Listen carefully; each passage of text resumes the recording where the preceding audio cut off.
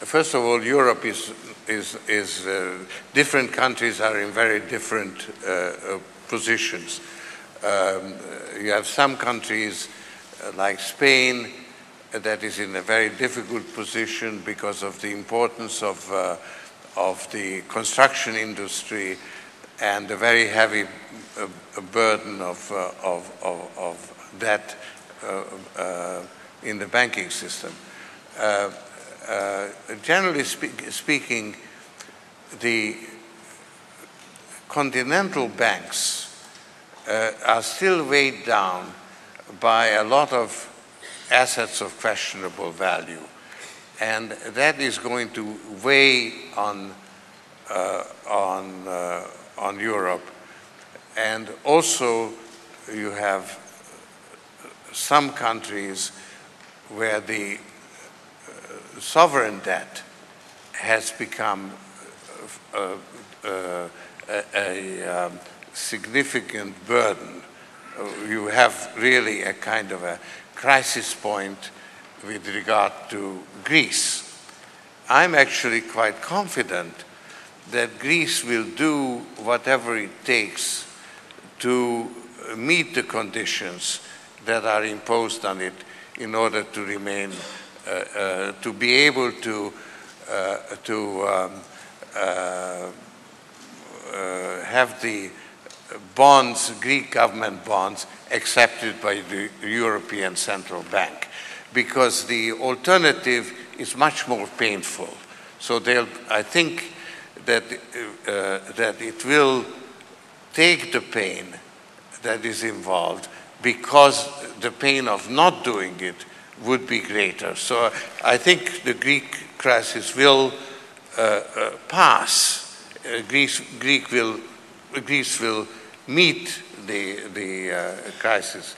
Just as, for instance, Hungary, which was in crisis, within a year managed to stabilize at great suffering and great cost. And Latvia, which is in terrible shape, where real wages have fallen by 20%, has taken the pain in order to maintain the parity with the euro. But all this, of course, is going to weigh on those countries.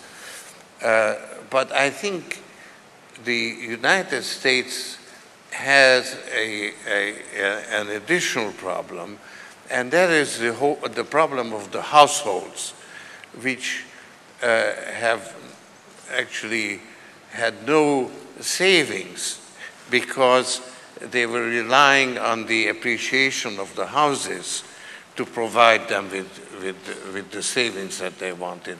And since houses have fallen in value, that requires a rebuilding of the balance sheet.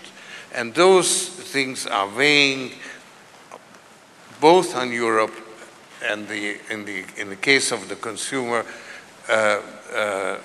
it weighs on America. You didn't have the same situation in Germany, for instance, because you had no housing appreciation. So because of that, I think these countries face a rather bleak